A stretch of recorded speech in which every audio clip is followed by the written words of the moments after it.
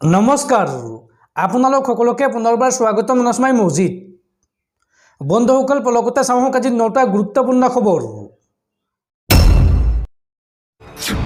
প্ৰথমটো খবৰ, অনিৰ্দিষ্টকাললৈ ৰাজ্যত বন্ধ হ'ব বাছ আৰু ট্ৰাকৰ চলাচল। মন্ত্ৰী পৰিমল শুক্লবৈদ্যৰ ওপৰত এইবাৰ গৰজি উঠিল মটৰ শ্ৰমিক সন্থা। আগন্তুক 24 ঘণ্টাৰ ভিতৰত চালকৰ ওপৰত কৰা মন্তব্য উঠাই লোৱাৰ দাবী মন্ত্ৰী পৰিমল শুক্লবৈদ্যক। অনিৰ্দিষ্টকাললৈ ৰাজ্যত বাছ আৰু ট্ৰাকৰ চলাচল বন্ধ কৰাৰ হুংকাৰ চালকসকলৰ। মন্ত্ৰী পৰিমল শুক্লবৈদ্যক মুকলি প্ৰত্যাহ্বান চালকসকলৰ। 24 ঘণ্টাৰ ভিতৰত পৰিমল শুক্লবৈদ্যক ক্ষমা খোজাৰ দাবী। বিধায়ক ভাস্কৰ শৰ্মাৰ বাহনে খুন্দোৱা চালকজনৰ জীৱন ঘূৰাই দিয়াৰ দাবী। তিনিচুকীয়াত বিধায়কগৰাকীৰ বাহনৰ খুন্দাত মৃত্যু হৈছিল এজন বাছ চালকৰ। আৰু পৰিমল শুক্লবৈদ্যৰ মন্তব্যৰ বিৰুদ্ধে এইবাৰ সংবাদমেল পাতিছে মটৰ শ্ৰমিক সন্থাই। হিট এণ্ড ৰান আইন কাৰ্যকৰী কৰিলে চিৰদিনৰ বাবে বাছ ট্ৰাক বন্ধ কৰাৰ হুংকাৰ চালকসকলৰ। আৰু সুৰাপানৰ ফলতে ৰাজ্যত অধিক দুৰ্ঘটনা সংঘটিত হয়। আবকাৰী বিভাগৰ দায়িত্বত থকা পৰিমল শুক্লবৈদ্যই কিয় মদৰ দোকান বন্ধ নকৰে, এই প্ৰশ্ন কৰে মটৰ শ্ৰমিক সন্থাই। এই আইন বাতিল নহ'লে পুনৰ ভয়াৱহ প্ৰতিবাদ হ'ব। বিহুৰ পিছত বাহন চলাচল বন্ধ কৰি ৰাজপথত নামিব চালকসকল। উল্লেখযোগ্য যে কালিৰ দিনটোত মন্ত্ৰী পৰিমল শুক্লবৈদ্যই চালকসকলক ধমক দি কৈছিল যে দেশত বলবৎ হ'বই হিট এণ্ড ৰান আইন। আৰু তাৰ পিছতেই মন্ত্ৰী পৰিমল শুক্লবৈদ্যৰ বিৰুদ্ধে গৰজি উঠিছে চালক সন্থা। পৰৱৰ্তী খবৰ, মূৰত দুপাট্টা নোলোৱা মুছলমান ছোৱালীক বিয়া পাতিব নালাগে। মুছলমান ছোৱালীয়ে লিপষ্টিক লগোৱাৰ প্ৰয়োজন নাই। মুছলমান ছোৱালীক পুনৰ অপমান সাংসদ বদৰুদ্দিন আজমলৰ। মুছলমান ছোৱালীক অপমান সাংসদ বদৰুদ্দিন আজমলৰ। পুনৰ এবাৰ মুছলমান ছোৱালীক লৈ বিতৰ্কিত মন্তব্য কৰিলে AIUDF প্ৰধান মৌলানা বদৰুদ্দিন আজমলে। আজমলে এই সন্দৰ্ভত মন্তব্য কৰি কয় যে মূৰত দুপাট্টা নোলোৱা মুছলমান ছোৱালীক বিয়া পাতিব নালাগে। মুছলমান ছোৱালীয়ে হিজাব পৰিধান কৰিবই লাগে। মুছলমান ছোৱালীয়ে লিপষ্টিক লগোৱাৰ কোনো প্ৰয়োজন নাই। চিনেমাৰ হিৰোইনৰ দৰে মেকআপ কৰিব নালাগে মুছলমান ছোৱালীয়ে। বৰখা নিপিন্ধিলেও হিজাব পিন্ধিব লাগে মুছলমান ছোৱালীয়ে। মুছলমান ছোৱালীক লৈ এই মন্তব্য AIUDF প্ৰধান মৌলানা বদৰুদ্দিন আজমলৰ। পৰৱৰ্তী খবৰ, এইবাৰ কেমেৰাৰ সন্মুখত লাইভত EVM হেক কৰি দেখুৱালে উচ্চতম ন্যায়ালয়ৰ অধিবক্তাই। EVM হেকৰ লাইভ প্ৰমাণ দিলে উচ্চতম ন্যায়ালয়ৰ অধিবক্তাই।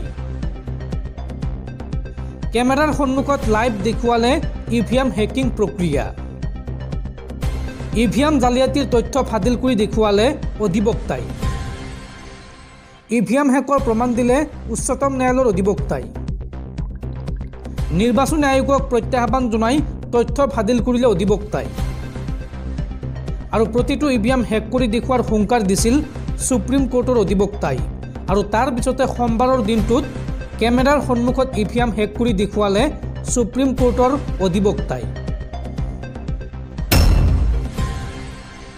বন্ধুসকল, তাৰপিছত 4 নম্বৰ খবৰটো জনোৱাৰ আগতে আপোনালৈ এটা সৰু ৰিকুৱেষ্ট, যদি তেওঁলোকে এইটো ভিডিঅ'ত লাইক কৰা নাই তেন্তে প্লিজ এটা লাইক কৰি দিয়ক।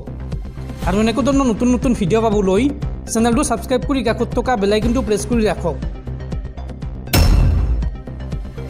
পৰৱৰ্তী খবৰ, ৰাজ্যত পুনৰ সংঘটিত হৈছে এক ভয়ংকৰ পথ দুৰ্ঘটনা। এইবাৰ কাছাৰত সংঘটিত হৈছে ভয়ংকৰ পথ দুৰ্ঘটনা। আৰক্ষীৰ বাহনৰ খুন্দাত মৃত্যু হৈছে 2জন যুৱকৰ। শিক্ষকৰ জানাজা সম্পন্ন কৰি ঘৰলৈ উভতাৰ পথতে মহতিয়ালে আৰক্ষীৰ বাহনে। আৰু এই দুৰ্ঘটনাত মৃত্যু হৈছে মুস্তাফা আহমেদ আৰু আছাদ গনি নামৰ 2জন যুৱকৰ। শিলচৰ আইজল ৰাষ্ট্ৰীয় ঘাইপথত সংঘটিত হৈছে এই ভয়ংকৰ পথ দুৰ্ঘটনা। পৰৱৰ্তী খবৰ, অসমলৈ আহিব চন্দ্ৰযান 3ৰ নায়ক ইছৰৰ মুৰব্বী শ্ৰীধৰ পানিকাৰ সোমনাথে। অহা 17 জানুৱাৰীত কলাক্ষেত্ৰত এক অনুষ্ঠানত অংশগ্ৰহণ কৰিব ইছৰৰ মুৰব্বী শ্ৰীধৰ পানিকাৰ সোমনাথে। ছাত্ৰ ছাত্ৰীৰ সৈতে কৰিব মত বিনিময়। পৰৱৰ্তী খবৰ 2000 টকীয়া নোটক লৈ ডাঙৰ খবৰ। আপোনাৰ হাতত এতিয়াও আছে নেকি 2000 টকীয়া নোট? যদি আছে তেন্তে আপোনালৈ ভাল খবৰ আহিছে। RBI এই সন্দৰ্ভত কৰিছে বৃহৎ ঘোষণা। আপোনাৰ হাতত এতিয়াও আছে নেকি 2000 টকীয়া নোট? নোট সলনি কৰিব নোৱাৰাসকলৰ বাবে ভাল খবৰ আহিছে। 2000 টকীয়া নোটক লৈ RBIৰ বিশেষ জাননী। বন্ধ হোৱা 2000 টকীয়া নোটক লৈ আহিছে ডাঙৰ খবৰ। এতিয়াৰ পৰা আপুনি ডাকঘৰতে সলাব পাৰিব 2000 টকীয়া নোট। আৰু লগতে RBIৰ 19টা ৰিজনেল বেংকতো সলাব পাৰিব এই নোট, যাৰ বাবে আপুনি অনলাইন যোগে এখন আবেদন কৰিব লাগিব। আৰু সেই আবেদন আপুনি RBI লৈ পঠিয়াব লাগিব। এবাৰত আপুনি 20,000 টকা পৰ্যন্ত সলাবলৈ সুবিধা পাব। শেহতীয়াকৈ এই জাননী জাৰি কৰিছে ৰিজাৰ্ভ বেংক অৱ ইণ্ডিয়াই। পৰৱৰ্তী খবৰ, ৰাজ্যত পুনৰ উৎকোচ কাণ্ড। এইবাৰ নগৰবেৰাত ঘোষ লৈ হাতেলোতে গ্ৰেপ্তাৰ হ'ল খণ্ড উন্নয়ন বিষয়া দীপ্তকান্ত চমুৱা আৰু কম্পিউটাৰ সহায়ক ভাস্কৰজ্যোতি দত্ত। নগৰবেৰাত ঘোষ লৈ আটক হ'ল খণ্ড উন্নয়ন বিষয়া দীপ্তকান্ত চমুৱা। হাতেলোতে ধৰা পৰিল কম্পিউটাৰ সহায়ক ভাস্কৰজ্যোতি দত্ত। দুৰ্নীতি নিবাৰক শাখাৰ জালত পৰিল খণ্ড উন্নয়ন বিষয়া আৰু কম্পিউটাৰ সহায়ক। চমৰীয়া খণ্ড উন্নয়ন কাৰ্যালয়ত BDO হিচাপে কৰ্মৰত আছিল দীপ্তকান্ত চামুৱা আৰু ভাস্কৰজ্যোতি দত্তও কৰ্মৰত আছিল চমৰীয়া খণ্ড উন্নয়ন কাৰ্যালয়ত। পৰৱৰ্তী খবৰ, এইবাৰ ৰাজনীতিত নামিল ক্ৰিকেটাৰ। সাংসদ হ'ল বাংলাদেশ ক্ৰিকেট দলৰ অধিনায়ক সাকিব আল হাছান। বাংলাদেশৰ ৰাজনীতিৰ ইতিহাসত পুনৰ সংযোজন হ'ল ক্ৰিকেটাৰৰ। তৃতীয়জন ক্ৰিকেটাৰ সাকিব আল হাছান হ'ল বাংলাদেশৰ সাংসদ। বাংলাদেশৰ মাগুৰা 1ৰ পৰা প্ৰতিদ্বন্দ্বিতা আগবঢ়াইছিল সাকিব আল হাছানে। সংবাদ মাধ্যমৰ সূত্ৰ অনুসৰি সাকিবে সৰ্বমুঠ 1,85,388টা ভোট লাভ কৰাৰ বিপৰীতে তেওঁৰ বিৰোধী প্ৰতিদ্বন্দ্বী অধিবক্তা কাজী ৰেজাল হুছেইনে লাভ কৰে মুঠ 5,994টা ভোট। অৰ্থাৎ প্ৰথমবাৰৰ বাবে সাকিব নিৰ্বাচনত অৱতীৰ্ণ হৈ ব্যাপক ব্যৱধানত জয়লাভ কৰিছে। উল্লেখযোগ্য যে ইয়াৰ পূৰ্বেও বাংলাদেশৰ দুজনকৈ ক্ৰিকেটাৰে নিৰ্বাচনত প্ৰতিদ্বন্দ্বিতা আগবঢ়াই সাংসদ হৈছিল।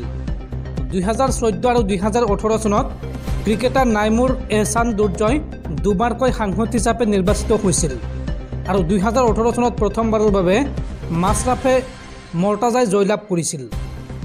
বিভিন্ন তথ্য অনুসৰি বৰ্তমানলৈকে সাকিবে ক্ৰিকেট এৰা নাই। উল্লেখযোগ্য যে ক্ৰিকেট আৰু ৰাজনীতি একেলগে সুকলমে চলাই নিব বুলি সাকিব আল হাছানে সংবাদ মাধ্যমৰ আগত মন্তব্য কৰিছে। পৰৱৰ্তী খবৰ, ৰাম মন্দিৰ উদ্বোধনৰ লগত সংগতি ৰাখি অহা 22 জানুৱাৰী তাৰিখে অসমত ঘোষণা কৰা হৈছে ড্ৰাই ডে। 22 জানুৱাৰী তাৰিখে অসমত ঘোষণা কৰা হৈছে ড্ৰাই ডে। অসম কেবিনেটৰ বৈঠকৰ অন্তত দেওবাৰে সংবাদমেল সম্বোধন কৰি এই তথ্য সদৰি কৰিলে মন্ত্ৰী জয়ন্ত মল্ল বৰুৱাই। ৰাম মন্দিৰ উদ্বোধনৰ কাৰ্যসূচীৰ লগত সংগতি ৰাখি এই সিদ্ধান্ত গ্ৰহণ কৰা হৈছে। আনহাতে এই কেবিনেট বৈঠকত মিচিং, ৰাভা, তিৱা জনগোষ্ঠীৰ পৰিষদক সাংবিধানিক মৰ্যাদা প্ৰদান কৰাৰ বাবে কেন্দ্ৰীয় অনুমোদন পঠিওৱাৰ প্ৰস্তাৱ গ্ৰহণ কৰে। এইসমূহৰ উপৰিও ৰাজ্যৰ মহিলাসকলক স্বাৱলম্বী হ'বৰ বাবে লোৱা হয় এক ব্যতিক্ৰমী সিদ্ধান্ত। মুখ্যমন্ত্ৰী উদ্যমিতা নামেৰে এক আঁচনি ৰূপায়ণৰ প্ৰস্তাৱ গ্ৰহণ কৰা হয় আৰু ইয়াৰ জৰিয়তে ৰাজ্যৰ আত্মসহায়ক গোটসমূহক 3টা পৰ্যায়ত ঋণ প্ৰদান কৰা হ'ব।